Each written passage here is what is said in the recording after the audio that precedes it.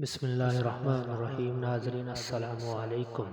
دولت اور عہدے انسان کو عارضی طور پر بڑا کرتے ہیں، لیکن انسانیت اور اچھا اخلاق انسان کو ہمیشہ بلند درجے پر رکھتا ہے۔ لوگوں کی باتیں پتھروں کی طرح ہیں، ان کو پیٹھ پر لادو گے تو یہ پیٹھ ٹوٹ جائے گی۔ ان کو اپنے قدموں تلے ایک برج بنا لو تو ان پر چڑھ کر بلند ہوتے جاؤ۔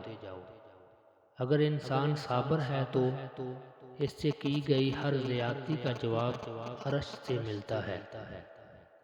پریشانی میں مذاق اور خوشی میں طعنہ مت دو، کیونکہ اس سے رشتوں میں موجود محبت ختم ہو جاتی ہے۔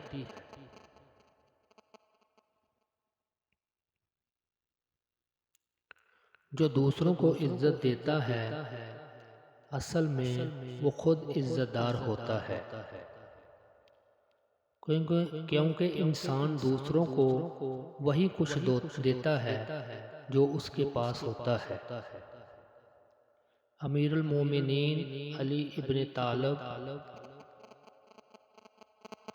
کسی کا ظرف دیکھنا ہو تو اسے عزت دو، فطرت دیکھنی ہو تو اسے آزادی دو، نیت دیکھنی ہو تو اسے قرض دے دو، خصلت دیکھنی ہو تو اس کے ساتھ کھانا کھاؤ، صبر دیکھنا ہو تو اس پر تنقید کر کے دیکھ لو،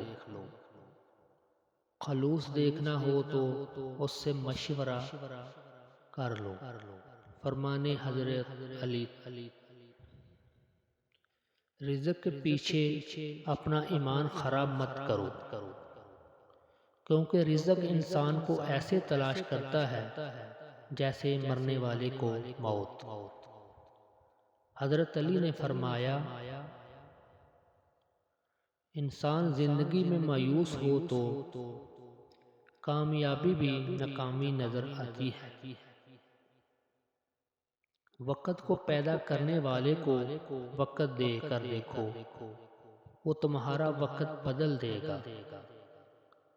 کون کیا کر رہا ہے، کیسے کر رہا ہے، کیوں کر رہا ہے، ان سب سے آپ جتنا دور رہو گے اتنا ہی خوش رہو گے۔ اللہ کے خوف سے گرنے والا آنسو بے شک چھوٹا نہ ہو، چھوٹا کیوں نہ ہو لیکن اس میں اتنی طاقت ہوتی ہے کہ وہ سمندر کے برابر گناہ مٹا دیتا ہے۔ ایک خوبصورت نصیحت: جب کوئی تمہاری مرضی کے مطابق ہو جائے تو شکر ادا کرو کہ اللہ نے تمہاری مرضی کو اتنی اہمیت دی، اور اگر تمہاری مرضی کے خلاف ہو تو اور زیادہ شکر ادا کرو کہ وہ اللہ کی مرضی سے ہوگا جو ہماری مرضی سے بہتر اور بہت افضل ہے۔ اللہ کا شکر ادا کرتے رہا کرو۔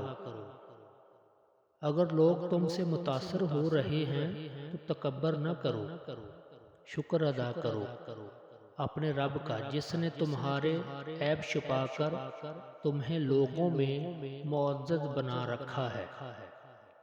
اپنے خیالوں کی حفاظت کرو، کیونکہ یہ تمہارے الفاظ بن جاتے ہیں۔